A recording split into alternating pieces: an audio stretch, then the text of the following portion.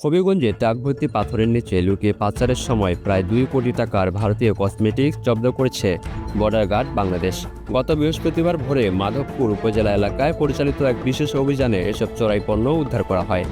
BGB সূত্র জানায়, গোপন সংবাদের ভিত্তিতে হবিগঞ্জ ব্যাটালিয়নের একটি চৌকস দল মাধবপুর উপজেলায় মুক্তিযোদ্ধা চত্বর এলাকায় অবস্থান নেয়, যা সীমান্ত থেকে প্রায় 5 কিলোমিটার দূরে অবস্থিত। বিজিবির ধারণা, অবৈধভাবে সীমান্ত পার করে এসব পণ্য দেশের অভ্যন্তরে পাচারের উদ্দেশ্যে নিয়ে যাওয়া হচ্ছিল।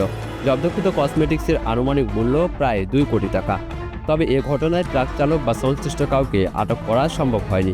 জব্দ করা মালামাল পরবর্তী আইনি ব্যবস্থা নেওয়ার জন্য কাস্টমস কর্তৃপক্ষের কাছে হস্তান্তরের প্রক্রিয়া চলছে। বিজিবি জানিয়েছে, সীমান্ত এলাকায় চোরাচালান প্রতিরোধে তাদের গোয়েন্দা নজরদারি বাড়ানো হয়েছে এবং এ ধরনের অভিযান অব্যাহত থাকবে।